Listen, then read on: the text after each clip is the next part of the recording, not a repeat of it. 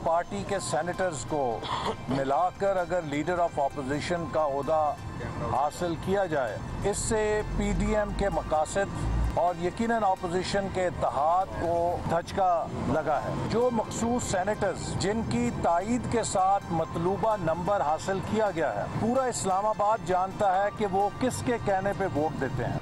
आज उनके senior office bearer ने कहा ये बाप की पार्टी से लोगों को लेकर अक्सरियत बनाई गई है। तो मैं आपसे गुजारिश करना चाह रहा हूँ, दो फाटा के लोग हैं, उनका कोई बाप से ताल्लुक़ नहीं है। ये कहना कि ये एक सरकारी अपोजिशन है तो मेरा ख्याल मुनासिब नहीं होगा। अस्सलाम वालेकुम नाज़रीन, प्रोग्राम में खुशामदीद कहते हैं। यूसुफ रज़ा गिलानी साहब अपोजिशन लीडर सेनेट में, आज उनका नोटिफिकेशन जारी कर दिया गया है। जो पार्टी पोजीशन के ऊपर अगर हम नज़र डालें तो पीपल्स पार्टी के 21 वोट, ANP के 2 वोट, जमात इस्लामी का 1 और आज़ाद जो हैं 4 अरकान जो हैं उन्होंने इस पे दस्तखत किए थे। जैसा कि शहरी रहमान साहिबा ने सेनेट की बिल्डिंग के अंदर, यानी पार्लियामेंट की बिल्डिंग के अंदर मीडिया को बताया।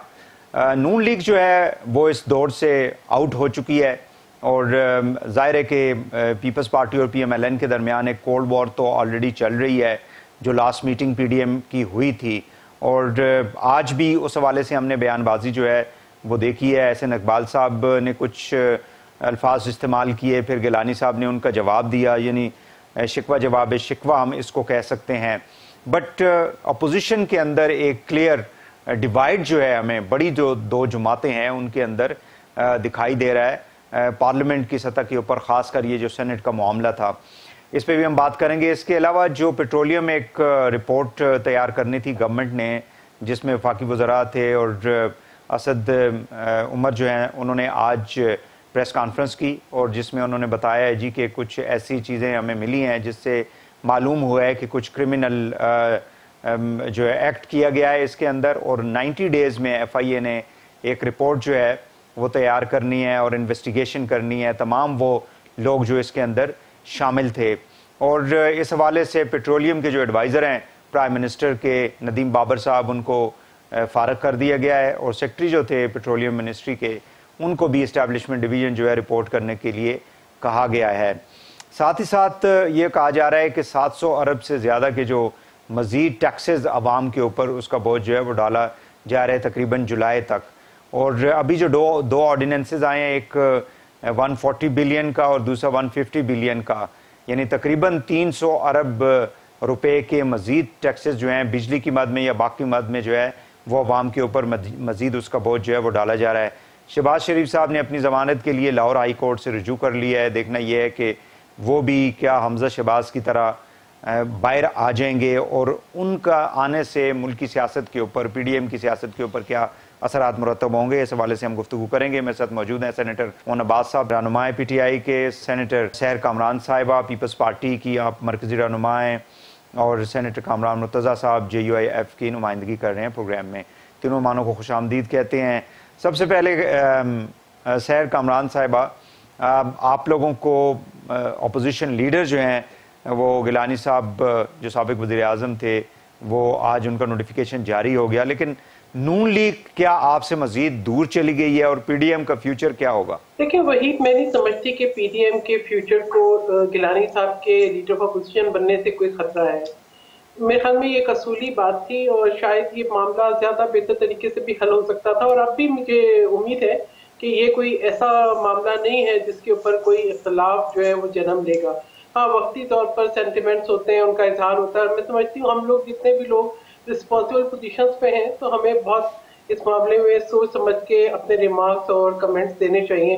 जैसे कि आपको पता है कि दोनों पार्टीज की क़यादत ने पहले भी इस सिलसिले में एक वाज़ेह हिदायत दी थी।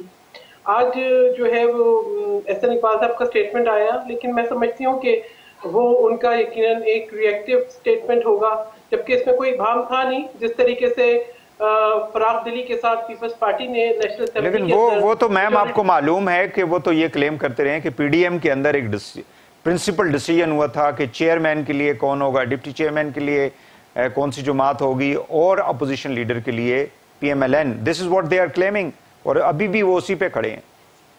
लेकिन सियासत में कोई बंद गली नहीं होती, फ्लेक्सिबिलिटी भी दिखाते हैं, हालात के मुताबिक से स्ट्रेटजीज भी बदलती हैं। आपको देखा ना, नेशनल असेंबली के अंदर साबिक सदर मुमलिकत आसिफ अली जरदारी साहब भी थे मेंबर, ठीक है। इसके अलावा जो है आप ये देखें कि साबिक वज़ीर आज़म भी थे, लेकिन उसके बावजूद हमने PMLN की मेजॉरिटी को तस्लीम किया। न सिर्फ लीडर ऑफ अपोजिशन बल्कि पब्लिक अकाउंट कमेटी के जो चेयरमैन हैं वो भी PMLN के हैं। और जब शहबाज शरीफ साहब ने उससे रिजाइन किया पब्लिक अकाउंट कमेटी से, तब भी हमने इस बात पे कोई एतराज नहीं किया कि दूसरा मेंबर जो है वो किसी पीपल्स पार्टी से या किसी और पार्टी से हो।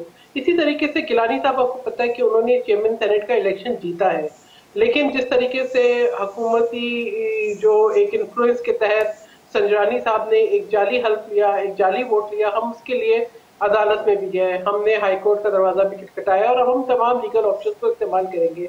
इस दौरान आप गिलानी साहब को देखें कि साबिक वजीर आजम रह चुके हैं, सीनियर तरीन जो है वो पार्लियामेंटेरियंस में उनका शुमार है, और वो जब मौजूद हो तो मेरे ख्याल में इसमें ठीक है मैम, आप क्वालिफिकेशन की बात कर रही हैं, आप प्रिंसिपल्स की बात कर रही हैं, लेकिन कमिटमेंट की बात जो है वो शायद PMLN कमिटमेंट की बात कर रही है। इसमें मुझे एक मिनट दीजिएगा, ठीक है। कमिटमेंट जो है सरबराही इजलास में नहीं हुई थी, एक डिस्कशन हुआ था जिसको आज गिलानी साहब ने अपने प्रेसर में बता भी दिया कि एक डिस्कशन हुआ था जिसमें एक जो है वो, ठीक है, कोई एक ऐसा हतमी फैसला नहीं था, ठीक है, that was not a commitment जो कि PMLN क्लेम कर रही है, वो ऐसा नहीं था। जी मुर्तजा साहब, मुझे ये बताइएगा कि आज फिर बयानबाजी जो है वो शुरू हो गई है दोनों जमातों के दरमियान, जो कि गिलानी साहब ने कहा भी था कि मौलाना साहब ने ये श्योर किया था कि दोनों जमातों से कोई भी इस किस्म की बयानबाजी नहीं होगी जिससे कि माहौल ख़राब हो। एक तो ये सेनेट का जो प्रोसेस था, इसके ऊपर आप लोग चूंकि उसका हिस्सा है PDM का, तो क्या कोई कमिटमेंट थी ऐसी जिसको नून लीग क्लेम करती है और पीपल्स पार्टी कहती है कि ऐसी कोई कमिटमेंट नहीं थी? प्लीज़। जी, तय हो चुका था, ये तयशुदा मामला था और चेयरमैनशिप जो है ना वो इनको दी गई थी। देखिए, उसमें गिलानी साहब हमारे लिए बहुत मोहतरम है और मैंने एक की बजाय दो वोट भी उनको दिए हैं और इस हमारे लिए बड़ा एहतराम है मेरा उनके लिए। मगर इस वक्त जो मेजॉरिटी थी सेनेट में, अगर PTI के बाद जो अगर फर्ज करने के वोट था, अगर किसी के पास ज़्यादा तो नून के पास था उनको वोट देने के लिए, सेनेटर बनाने के लिए, तो उन्होंने इत्तेफाक से उनको बनाया, उसके लिए उम्मीदवार बनाया और फिर वो जीते भी। फिर दूसरा वोट जो है ना वो सब ने दिया, हमने दिया और चेयरमैनशिप के लिए उसमें भी वो जीते हुए हैं और उनको ज़्यादती करके हराया गया। मगर यहाँ पे जो है ना वो असूली बात यह है कि यहाँ पे कमिटमेंट थी, इसमें अपोजिशन लीडर का होता नून के लिए था, कोई इवेंचुअलिटीज़ की बात नहीं हुई थी कि ऐसा ना हुआ तो ऐसा होगा, ऐसा ना हुआ तो ऐसा होगा। एक स्लॉट जो है वो पीपल्स पार्टी को दी गई थी चेयरपर्सन के लिए, डिप्टी चेयरपर्सन के लिए JUI को दी गई थी और अपोजिशन लीडर जो है वो नून का था। यही तय हुआ था और बहरहाल where the PDM is moving now? PDM कहाँ जा रही है? यानी PMLN, JUIF और कुछ आपके साथी जो हैं वो मिलके फिर आप आगे चलेंगे आप लोग? अब मुझे नहीं पता, ये बहुत संजीदा मामला है और इसमें हम चाहते हैं कि सारे मिलके चलें। कि पीपल्स पार्टी की बहुत बड़ी कुर्बानियां हैं और इन्होंने भी दी हुई हैं, लोग क्या बड़ी लीडरशिप जो ने इनकी एलिमिनेट कर दी किसी तरह से। अच्छा कमरान साहब, मुझे ये बताएं कि अगर आपकी जुमात को आपकी जुमात को चूज करना हो आइदर पीपल्स पार्टी या PMLN में, तो कहाँ जाएंगे आप लोग? अभी तो आप लोग PMLN के उसमें ग्रुप के अंदर दिखाई देते हैं। उसमें ऐसा है कि ये फैसले जो है ना, ये अगर फर्ज करें कि अगर मौलाना साहब भी आपके साथ लाइन पे होता है तो वो भी इस बात का जवाब ना दे सकते। अच्छा। ये फैसले हमारे अदारे करते हैं, ना कि जो है ना वो कोई कामरान करेगा या मौलाना साहब खुद करेंगे या हैदी साहब करेंगे, इस तरह से हमारे। लेकिन अपरेंटली तो अभी तो आप लोग जाती उम्रा में मौजूद है ना, अभी तो अपरेंटली तो ऐसा ही लग रहा है, जरदारी हाउस में नहीं है। जाती उम्रा में तो पीपल्स पार्टी भी मौजूद थी। पीपल्स पार्टी ने भी तय किया था कि जी हम भी जो है ना वो 26 को मरियम बीबी के साथ उनके साथ जो है ना शाना बशाना वहाँ जाएंगे। तो जाती उम्रा अगर हम गए थे तो, या हैदरी साहब गए थे या मौलाना साहब के साहबजादे असद गए थे, तो उसकी रीज़न थी और उसमें उतनी रीज़न जो है ना वो पीपल्स पार्टी के पास भी थी और बाकियों के पास भी थी। वो वापस आ गए हैं रास्ते में इस वक्त। बाकी जो फैसले हैं वो फैसले जो है ना वो हमारे अदारों में होंगे। ठीक हो गया। ओन साहब, आप लोग तो बड़े रिलैक्स होंगे, हाँ, इंक्लूडिंग द प्राइम मिनिस्टर, क्या कहेंगे? मैं तो सीरियसली सोच रहा हूँ कि सारी गेम में पीटीआई इस वक्त क्या करे। हम तो वो जो बाहर खिलाड़ी बैठ के ताली नहीं बजा रहे होते, ये सारे आपस में खेल रहे हैं, कोई आउट हो रहा है, कोई आ रहा जा रहा है, हम सिर्फ बाहर बैठ के जो ऑडियंस के तौर पे एंजॉय कर रहे हैं। लेकिन वही सब, आज बड़ा वैसे एक तारीखी दिन है। आज अगर आप इसको देखें ना कि जो एक पिछले 3 महीने से एक ड्रामा चल रहा था, एक मदारपुना चल रहा था पूरे पाकिस्तान में, उस आज इख्तिताम को पहुंचा और ऑफिशियली आज पीपल्स पार्टी ने खुला ले ली है पीडीएम से और रजिस्टर्ड खुला हो गया कि इनका बस वहां से इख्तिताम पजीर हो चुका है। और फ्रैंकली देखा जाए तो आज बेसिकली जो अपोजिशन लीडर के जो पोस्ट लेके पीपल्स पार्टी निकली है, इसको आप ऐसे समझे जैसे माले गनीमत नहीं होता कि जंग और जदल खत्म हो गई और एंड पे बचा सिर्फ अपोजिशन लीडर था जो कि पीपल्स पार्टी लेके दौड़ गई है। और मेरे ख्याल में वो एक कहते हैं ना विन विन सिचुएशन तो नहीं बन सकी, लूज लूज सिचुएशन कि नून लीग का बयाना भी फेल हो गया, आपस में दरार भी बन गई। नैब ने जो पेशी आज 26 को बुला रखा था मरियम बीबी को, जो कि उन्होंने रात को कैंसिल करके इनकी तमाम उम्मीदों पे पानी फेर दिया, वरना जो लाशें गिराने का प्लान था नून लीग का वो भी खत्म हो गया। आज पीपल्स पार्टी ने अपना जाके अरकान, ये लाशें गिराने का कहां से खबर आ गई जी? ये तो ठोकर न्याज बेग पे जो ये चढ़ दौड़ने का प्लान था नैब की पेशी के ऊपर तमाम जमातों के साथ इनका, जो व्हाट डू यू एक्सपेक्ट, वो छोटे से चौक के अंदर जिसमें से 4 गाड़ियां एक टाइम पे गुजरे तो ट्रैफिक ब्लॉक हो जाती है, वहां पे जब 2-4 हजार बंदा लेके जा रहे थे पेशी पे, तो व्हाट डू यू एक्सपेक्ट क्या आना था? पिछली दफा इनको याद नहीं है, सिंपल सवालों का जवाब देना था, वो भी इनका प्लान फेल हो गया। प्रैक्टिकली आज देखें तो पीडीएम हैज डाइड, आज उसका गुब्बारे में से हवा निकल चुकी है। अब तो मुझे नहीं समझ लगता पीपल्स पार्टी आज रात को जश्न मना रही होगी या शायद कि पूरे इस गेम में से निकला सिर्फ एक ऑपोजिशन लीडर के सेनेट में एक एक्स्ट्रा सीट पीपल्स पार्टी के पास आ गई, जो कि उन्होंने नून लीग को दगा दे के उनसे ले ली और आज अपोजिशन लीडर भी बन गए। तो मेरे ख्याल सारा प्लान था यही। वो कहते हैं ना, मेले में एक बंदा गया था तो उसका जो है ना पर्स चोरी हो गया, तो उसने कहा सारा मेला लगाया मेरा पर्स चोरी करने के लिए लगाया गया था। तो पीपल्स पार्टी ने सारा मेला सिर्फ गिलानी साहब को ऑपोजिशन लीडर बनाने के लिए बनाया था, जिसमें वो कामयाब हो चुके हैं मेरे ख्याल।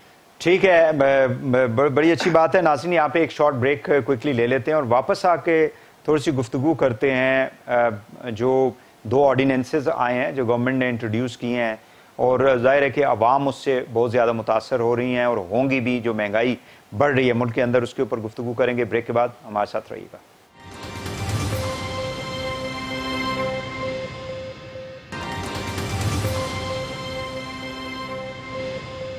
Welcome back. सहर साहबा, आप क्या पहले वाले उस पर कोई कमेंट करना चाहेंगी जो बात की है दोनों इमामों ने, या फिर आप ये जो नए ऑर्डिनेंसेस गवर्नमेंट ने इंट्रोड्यूस किए हैं, नेचुरली इससे काफ़ी ज़्यादा, क्योंकि पीडीएम तो आपस में ही लड़ रही है, गवर्नमेंट को अब फ्री हैंड मिल गया है, वो स्टेट बैंक को भी जो मर्जी है मतलब उसको भी इंडिपेंडेंट कर लें, बाकी जितने भी इदारे हैं उनके अंदर भी काफ़ी ज़्यादा कुछ किया जा रहा है, तो फोकस अपोजिशन का कहाँ है? देखिए, वही मैं बिल्कुल बात करना चाहूंगी। पहली बात यह कि शायद गिलानी साहब ने आज जो प्रेसर किया, उन्होंने बिल्कुल वजाहत कर दी है कि वो तमाम अपोजिशन जमातों के पास खुद जाएंगे, ठीक है, वो तमाम अपोजिशन को रिप्रेजेंट करेंगे। और इस सिलसिले में कोई इबाम इसलिए नहीं होना चाहिए क्योंकि उनका एक तारीखी रिकॉर्ड है। आपने ये देखा कि उन्होंने एज ए प्राइम मिनिस्टर और as a speaker national assembly जिस ऐसन तरीके से सबको साथ लेके चले हैं वो, और ये उनको आता है ये हुनर कि सबको साथ लेके कैसे चलना है। तो ये इख्तलाफात के ख्वाब देखने वाले और जो तालियां बजा रहे हैं, मैं कहती हूँ कि तालियां जो है इनको शर्मिंदगी होनी चाहिए है। जिस वजीर आजम को ये कहते हैं कि जश्न मना रहे हैं, 1 मिनट, वो वजीर आजम साहब क्वारंटीन में है, वो तमाम SOPs को बलाए ताक रख के अपनी मीडिया टीम की मीटिंग बुलाते हैं ताकि प्रोपेगेंडा पे जिंदा रहे। ये जो आज इन्होंने ऑर्डिनेंस लेकर आए हैं, उसके बाद ये जो तहकीकात का भी ये जो इन्होंने एक ड्रामा बनाया है, आपने तहकीकात करनी है ना तो आपके मिनिस्टर रिजाइन करें। ये जो इमरान खान अहमद न्याजी साहब पहले कहते थे ये वजीर आजम खुद रिजाइन करें, ये जो निचली सतह पर आप सेक्रेटरी को और एडवाइजर्स को रिजाइन करा के एक ड्रामा एडवाइजर तो मिनिस्टर है ना, एडवाइजर तो मतलब सीनियर पोजीशन है। एक मिनट वहीद, ये ड्रामा स्टेज इसलिए किया है कि लोग इसकी तरफ हो जाए, और ये जो ऑर्डिनेंसेस लाके ये जिस तरीके से पाकिस्तान को IMF के पास गिरवी रख रहे हैं, ये जिस तरीके से महंगाई बम गिरा रहे हैं, जिस तरह से इन्होंने अवाम का जीना दोबर किया हुआ है, अगर इनको ये किसी किस्म की इस तरह का ख्याल है ना कि PDM जो है वो अपने मकसद से हट गई या एक सीट के पीछे जो है ये कोई जश्न मना लेंगे, न ये सीट की बात थी, ये कसूल की बात थी, ये हम आपस में बैठेंगे, ये आपस में बातें मीटिंग्स में तय हो जाएंगी, ये थोड़ी देर। लेकिन कामरान साहब ने तो कहा है कि ये तय हो गया था सैर साहब, वो तो आपके सामने कामरान साहब ने कहा है ना, आपके इत्तेहादी हैं, हम इन अपोजिशन में आपके बताया है ना कि सियासत में कोई डेड एंड नहीं होता, सियासत में फ्लेक्सिबिलिटी होती है। लेकिन ये तो माने के तय था, ये मतलब एक चले इन प्रिंसिपल तो तय था ना, ये तो आप लोग मान लें। ये एक ऐसे मामला होते हैं। आज यूसुफ रजा गिलानी साहब ने बड़ा एक अच्छा जेस्चर दिखाया है, उन्होंने बताया और इंशाल्लाह वो सबके पास जाएंगे। इसमें हम वो लोग नहीं है कि जो दिलों में बातें रख के और इस किस्म की ये जो जितनी इंतकामाना सोच है ना, ये इमरान खान अहमद नियाजी की है। अगर ये इतने ही करप्शन के ऊपर करने लगते तहकीकात तो खुद रिजाइन करते ना। ये तो मैं कहती हूँ फॉरेन फंडिंग केस से ये भाग रहे हैं, ये अपने हर केस से भाग रहे हैं। जिस तरीके से इन्होंने चेयरमैन सेनेट के वोट चोरी किए, जैसे कैमरे लगाए गए, जिस तरीके से वोट छीने गए, जैसे झूठा हल्फ लगा, इनको तो शर्मसार होना चाहिए। ये आइन का भी जो है मैं समझती हूँ कि उसका भी जो है तौहीन कर रहे हैं। ठीक है, ये जो है पार्लियामान की भी तौहीन कर रहे हैं। वैसे आप लोगों ने इन्वेस्टिगेट तो किया होगा, ये ठप्पे किसने लगाए थे गलत ऑर्डिनेंस डाला के ये पाकिस्तान का और पाकिस्तानियों का माशी कत्ल कर रहे हैं। ठीक हो गया। कामरान मुर्तजा साहब, ऑपोजिशन जो है इस वक्त अपरेंटली आपस में ही थोड़ा सा प्रॉब्लम्स में घिरी हुई है, तो क्या हुकूमत की जो कारकर्दगी है उसके ऊपर, क्योंकि ज्यादातर आप लोगों का जो नैरेटिव था वो एस्टेब्लिशमेंट, इलेक्शंस और ये इमरान खान साहब को फारग कर दें, जो अवाम के इश्यूज थे उसके ऊपर कोई फोकस क्या आप लोग अभी आगे चल के कुछ करेंगे? नहीं, आगे चल के क्या करेंगे, आज कर चुके हैं। JUI की तरफ से हो चुका है, इस ऑर्डिनेंसेस के अगेंस्ट जो है ना वो हमने फाइल कर दिया है JUI की तरफ से। अभी तक शायद आपके पास खबर नहीं पहुंची है। जो आवाम के इश्यूज हैं, जैसे इलेक्ट्रिसिटी के जो ये 6 रुपये पर यूनिट बढ़ा रहे हैं, उसके ऊपर आज हमारे JUI की तरफ से फाइल हो गया। और काफ़ी सारे इश्यूज पे, जो फर्टिलाइजर पे जो 2500 रुपये बैग बढ़ा है उस पे हो चुका है। तो JUI की ने अपना बिजनेस वहाँ पे भी दे रही है। वो अवाम के इश्यूज है ना वो ये अनअटेंडेड नहीं जा रहे हैं। आप देख लीजिए, अगर कहते हैं व्हाट्सएप मैं आपको कर देता हूँ, जो आज मुझे एक व्हाट्सएप करिए, मैं आपको जवाब में कर देता हूँ। Do you think that the PDM platform should be used for this? आप मतलब कलेक्टिव, आप तो आपकी जुमात ने तो ठीक है इसके ऊपर कोई मतलब काम कर रहे हैं, आप लोग इसको चैलेंज करेंगे, जो भी करेंगे पार्लियामेंट में भी उठाएंगे, लेकिन जब तक यूनाइटेड ऑपोजिशन नहीं होगी तो गवर्नमेंट जो है वो तो फिर जाहिर है कि रिलैक्स रहेगी। इसलिए ये सारे ऑर्डिनेंसेस आ रहे हैं, महंगाई की बातें हो रही हैं। वही उसमें ऐसा है कि बाज इशू जो है ना अगर पूरी जमातों के पास ले जाएं तो उसमें बड़ा डिले हो जाता है। देखिए ये हर रोज का एक नया इशू होता है। अगर आप उसको जो है ना वो 10-11 जमातों के पास सारे मामलात लेके जाएंगे हर रोज के, तो वो फिर मुमकिन नहीं रहता। तो मुमकिनात में ये होता है कि हम में JUI के जो लोग अवेलेबल होते हैं वो साइन करके वो फाइल कर देते हैं। या बाज़ फिर हम इस तरह से भी आगे जो मतलब जो प्लान कर रहे हैं हम लोग कि वो सादे कागज पे साथ ही साइन करके चले जाया करें, और उसके बाद जो है ना वो फिर जो बिजनेस होगा उनकी तरफ से वो आता जाएगा।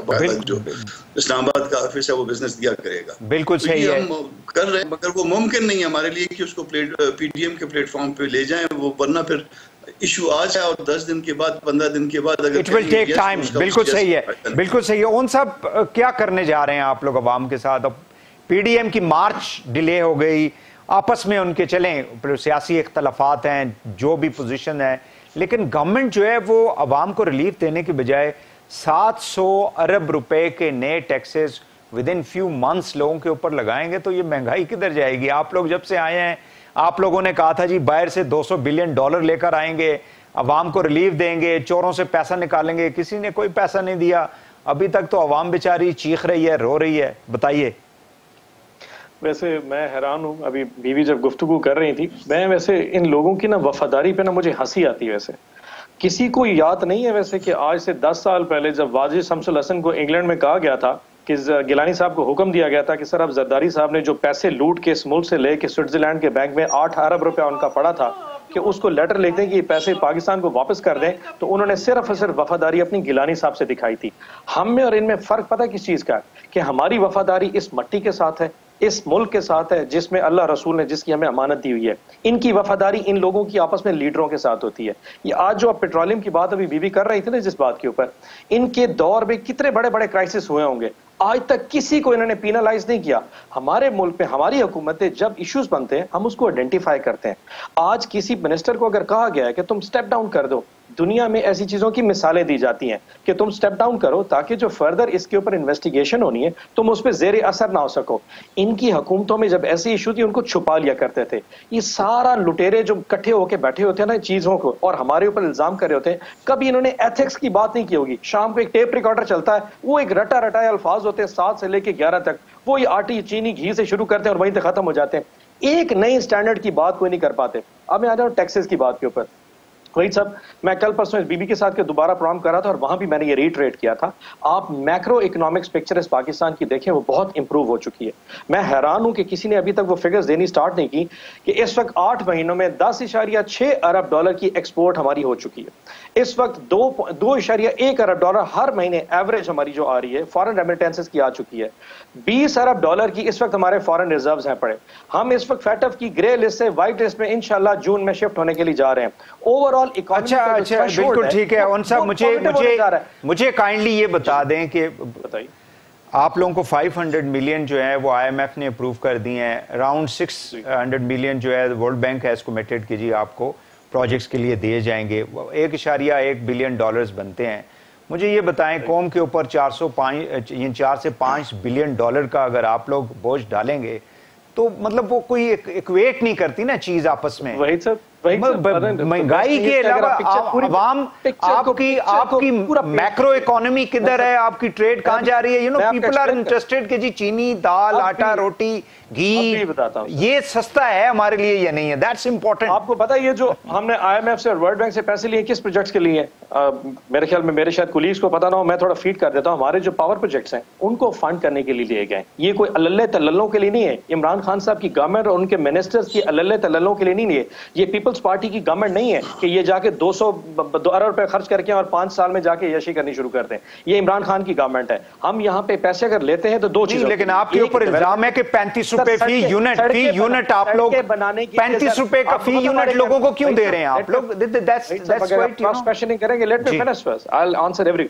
हम लोगों से जो आईएमएफ से वर्ल्ड बैंक से जो पैसे आते हैं वो हमारे एमएनएस के डेवलपमेंट के फंड के लिए नहीं जा रहे। आपको पता है पिछले 2.5 साल में हमारे एक एमएनए को 20-20 करोड़ रुपए नहीं मिल सका और इनकी गवर्नमेंट में 1.5 अरब रुपए की नाली और सड़कें बनाते थे, जिसके ऊपर सिर्फ कमीशन की अमाउंट देखे जाए तो इन लोगों की जो जेबें हैं वो आपको समझ आनी शुरू हो जाएगी। हमारी गवर्नमेंट सिर्फ अगर पैसे लिए 2 पर्पस के लिए, एक जो हमारी फॉरेन लैंडिंग है, जो हमारे लोन्स हैं उनको पे बैक करने के लिए फ्रेश लोन लेके पुराने पे बैक करते हैं, और दूसरा जो हमारे पावर प्रोजेक्ट्स हैं जो कि बहुत इंपॉर्टेंट है। मेहमद प्रोजेक्ट जो है ना, डैम हमारा मुकम्मल होने जा रहा है। ठीक है उन साहब, मैं मुझे एक और क्विकली शॉर्ट ब्रेक लेनी है, then I will come back to the opposition. नाज़रीन, एक ब्रेक के बाद दोबारा हाजिर होते हैं, हमारे साथ रहिएगा।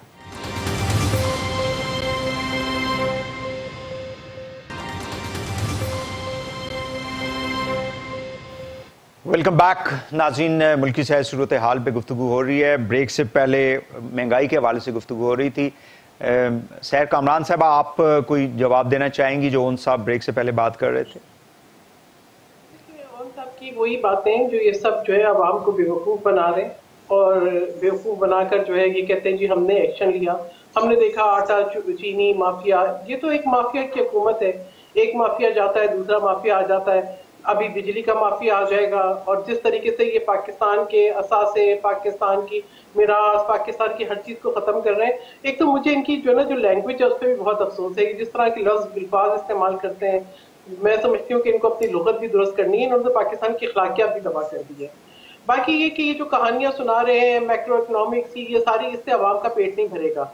मैंने उस दिन भी जब जिस उसका हवाला दे रहे हैं ये प्रोग्राम का, उसमें भी इनकी तमाम गुफ्तगू पे जो है कुछ अशार पड़े थे, वही मैं अभी भी दोहरा देती हूँ कि सुनहरे ख्वाब दिखाने में खूब माहिर है, सुनहरे ख्वाब दिखाने में खूब माहिर है, वो बेवकूफ बनाने में खूब माहिर है। मुल्क चलाना तो उसके बस की बात नहीं, मगर जुबान चलाने में खूब माहिर है। तो ये इनके हालात हैं। आप इनको ये एहसास नहीं है कि ये जिस तरीके से आईएमएफ के हाथों गिरवी रखते जा रहे हैं पाकिस्तान को, उसके नताइज क्या निकलेंगे। इनकी बातों से ना बिजली, अब क्या लोग क्या करेंगे, बिजली भी बंद कर देंगे, कौन ये बिल जो है वो अदा करेगा। आज आपको एक मामूली घर की ग्रोसरी नहीं आप कर सकते, जो तनख्वाहें हैं, जो हालात हैं, और ये महंगाई बढ़ा के, बिजली बढ़ेगी, हर चीज की कीमत बढ़ेगी, ये महंगाई बढ़ा के कहते हैं कि जी हम जो है वो आवाम को पता नहीं क्या सहूलतें पहुंचा रहे हैं, हम कौन सी मैक्रो इकोनॉमिक कर रहे हैं, हम कर्जे लेके कर्जे वापस कर रहे हैं। बात ये, अगर आपके अंदर अहलियत होती, जितने पाकिस्तान की तारीख में कर्जे लिए गए, आपने उससे दुगने कर्जे ले लिए इस 2-2.5 साल के अंदर, और इसके बाद आप क्या करना चाहते हैं, आप ये बता दें कि आपका एजेंडा क्या है। मैं वही साहब, ये पहले ही मैं वैसे ही कहती थी, मैं ये सोचती थी कि एक लीडर कंटेनर पर चढ़ के ये कहता है कि पाकिस्तान बिजली के बिल जला दो, वो ये कहता है कि हुंडी से पैसा भेजो, वो पाकिस्तान के खिलाफ बात करता है। आज वो हुकूमत में आने के बाद यही काम कर रहा है, आज वो पाकिस्तान की तबाही का एजेंडा लेके चल रहा है। जिस तरीके से IMF का और न्याजी गठजोड़ चल रहा है, जिस तरीके से पाकिस्तान ऑर्डिनेंसेस के जरिए चल रहा है, जिस तरीके से ये खाइफ है पार्लियामेंट से, उसका नतीजा क्या निकलेगा? ठीक हो गया, ठीक हो गया मैम, मेरे पास 2 मिनट है, मैं चाहूंगा जी, बिल्कुल सही है। कामरान साहब, ये जो ऑर्डिनेंस आए हैं, नेपरा को ऑर्डिनेंस का basically what I have understood is के इंडिपेंडेंट कर दिया गया है कि आप उसकी जो प्राइसेस है मार्केट के मुताबिक उनको एडजस्ट करें, और यही वजह है कि बिजली जो है वो महंगी होने जा रही है, अभी 5-6 रुपए, लेकिन आगे जाके मजीद होगी। सो डू यू थिंक कि इंस्टीट्यूशंस को स्ट्रांग करना जो है वो भी बेहतर है इन ऑर्डिनेंस के जरिए? नहीं, देखिए, बात चीजें अवाम के लिए होती हैं कि अगर ये कहा जाए कि जी बात हर चीज जो ना प्रॉफिट के लिए होती है या लास्ट ना लेने के लिए होती है, तो फिर इस तरह से अवाम पिस जाएंगे। ये जो कुछ ये स्टेट बैंक के हवाले से किया जा रहा है, नेपरा के हवाले से किया जा रहा है, इसका अल्टीमेटली जो है ना वो लोगों की चीखें निकल जाएंगी, और ये चंद दिन में ये चीखें जो है नजर आने आपको लग जाएंगी, और कई 100 अरब रुपए का जो है ना वो मामला आएगा, और ये जाहिर है लोगों की जेब से निकलेगा। जब लोगों की जेब से निकलेगा, अवाम जो है ना पहले ही मुतमिन नहीं है। देखिए, हमारा एक नैरेटिव था और है इनके इलेक्शन के हवाले से, मुमकिन है वो दुरुस्त तो, मगर इसके बावजूद अगर ये डिलीवर कर लेते, इनकी गवर्नेंस बेहतर होती, तो शायद हमारा वो जो बयानिया था वो फेल हो चुका होता, मगर वो इन्होंने उसको मजीद तकवीत दी। अब वो बात जो है ना वो हर आदमी के मुंह तक पहुंच गई है। तो ये, और उसकी बड़ी रीज़न जो है ना इनकी जो गवर्नेंस जो ठीक नहीं है, या जो महंगाई हो गई, या लोग जो है ना वो इस हालत पे पहुंच गए, उसकी मेन रीज़न ये है। जी ओन साहब, आपकी गवर्नेंस क्यों नहीं ठीक हो रही है? मैं वैसे हैरान हूँ, कम से कम एटलीस्ट टॉक शोज की हद तक तो इनमें आपस में इत्तेफाक पाया जाता है कि हम एक साइड पे होते हैं, सारे इत्तेफाक कर जाते हैं, रात को 7 से 11 के दरमियान तमाम जमातें इकट्ठी होती हैं, और सुबह 9 से लेकर शाम 7 बजे तक दोबारा आपस में इख्तिलाफ आ जाते हैं। गवर्नेंस से सर एक बात बताऊं, मैं वैसे हैरान था तो इनकी इस गवर्नेंस के ऊपर कि मैं एक दिन MPA के पास बैठा था कि यार हमारी जो है ना गवर्नेंस ठीक नहीं, तो मैंने उससे पूछा कि गवर्नेंस से क्या मुराद है? उसने कहा मैं अपने हल्के का SHO अपनी मर्जी का नहीं लगवा सकता। एक MNA से पूछा भाई तुम गवर्नेंस का बताओ, उसने कहा जी मैंने पटवारी के लिए कहा था तो मेरा पटवारी मेरी मर्जी का नहीं लगा। एक्चुअली इनका जो माइंडसेट है ना, इन दोनों पॉलिटिकल पार्टीज का, सिर्फ नून लीग और पीपल्स पार्टी की बात कर रहा हूं, इनमें जो गवर्नेंस है वो पटवारी और SHO से बाहर नहीं निकली। अल्हम्दुलिल्लाह आज पाकिस्तान में गवर्नमेंट है जहां पॉलिटिकल प्रेशर्स एडमिनिस्ट्रेशन पे नहीं होते। इमरान खान साहब मैं माजरत के साथ I have to interrupt you, एक दो चीजें मुझे ये बताएं, PIA की जो खसारा था वो खत्म हो गया है, स्टील मिल का खसारा खत्म हो गया है। शेख रशीद के जमाने में सुन ले when he was a minister of railways 80 से ज्यादा, आई डोंट नो इससे भी ज्यादा एक्सीडेंट्स हुए। क्या उस वजीर ने रिजाइन किया? आपके एक वजीर ने जो है पूरी PIA को जो है वो एविएशन में जिस किस्म की स्टेटमेंट्स उन्होंने दी वो पूरे दुनिया के अंदर जग हसाई हुई। So I think these are the issues which are related to the governance. मैं ऐसे 50 और इश्यूज निकाल के लेके आ सकता हूं जो इनकी गवर्नमेंट के, लेकिन मैं आपको आंसर देना फिर भी नहीं, आप अपनी बात करें ना, आप लोग तब्दीली का नारा लेके आए हैं, सब बेफिक्र हो जाए। आपको पता है स्टील मिल में सबसे बड़ा प्रॉब्लम ये क्या था कि इन लोगों ने सिफारिशें के ऊपर नॉन क्वालिफाइड लोग जाली डिग्री के ऊपर वहां पे भर्ती कर दिए, और पिछले 15 साल से नून लीग ने स्टील मिल बंद करा दी ताकि इत्तेफाक फाउंड्री चल सके। बीबी अपने टाइम पे बोलिएगा प्लीज, इत्तेफाक फाउंड्री चल सके। क्या ऐसे मामला पे स्टील मिलें चल सकती थी? पिछले 15 साल से गवर्नमेंट हर साल साल 3.5 अरब रुपए उस स्टील मिल को पे करती, सिर्फ लोगों की तनख्वाहों में। चलाने के पैसे कोई नहीं थे, सिर्फ पे करते रहे ताकि जिन सिफारिशियों को इन्होंने भर्ती किया था पॉलिटिकल फायदे लेने के लिए, उनको फारिग कर रही, उनको तनख्वाहें देने की स्टील मिल चल रही थी। आपकी हमारी पहली गवर्नमेंट है जिसने स्टील मिल के लोगों को पैसे देके गोल्डन हैंड से देके फारिग किया। पीआईए आज जितना कुछ चल रही है, पूरी दुनिया में क्राइसिस आ चुका है। आपको पता है एयर इंडस्ट्री बंद होने वाली है, सिवाय एक टर्किश एयरलाइन के अलावा, सिर्फ टर्किश एयरलाइन के अलावा जो परफॉर्म करी है, ये वाहिद एयरलाइन है जिसके लॉसेस इंक्रीज नहीं हुए, डिक्रीज अगर नहीं हो तो इंक्रीज भी नहीं हो। वो जहां पे आज से 1.5 साल पहले करी थी उस टाइम पे ऑपरेशंस को स्मार्ट प्लानिंग कर लिया है। सर देखिए, इतने बड़े इश्यूज को लेने के लिए थोड़ा टाइम चाहिए होता है। जिस किस्म का इनका माइंडसेट है, जिस किस्म की इनकी सोच है, सिवाय यकीन करिए शाम को टॉक शोज के अलावा इनके पास कुछ भी नहीं है। मैं सिर्फ इनसे पूछ लूं जो बीबी बैठी है कि अपने लीडर की सिर्फ शुगर मिलों के नाम बता दो। मैं शुगर मिलों के इनके नाम बता सकता हूं कि आज से 20 साल पहले उनके पास कितने एसेट्स थे और आज कितने एसेट है। इस सब बीबी से ये कलमा पढ़ के बता दे कि इनके लीडर की असल में क्वालिटीज हैं क्या, मोरालिटी पे वो कहां पे खड़े हैं, उनकी जायदाद के एसेट्स के रिजर्व क्या हैं। ठीक हो गया टाइम। और मैं ये कसम अपने लीडर के बारे में दे सकता हूं कि उसकी एसेट्स कितने हैं और वो कितने मॉरल वैल्यूज। बहुत शुक्रिया आपका, बहुत शुक्रिया सेनेटर ओन अब्बास साहब, सेनेटर सैर कमरान साहबा, सेनेटर कमरान मुर्तजा साहब, तीनों मानों को बहुत बहुत शुक्रिया। नाज़रीन, कल दोबारा आपसे मुलाकात होगी, इजाज़त दीजिए, अल्लाह हाफ़िज़।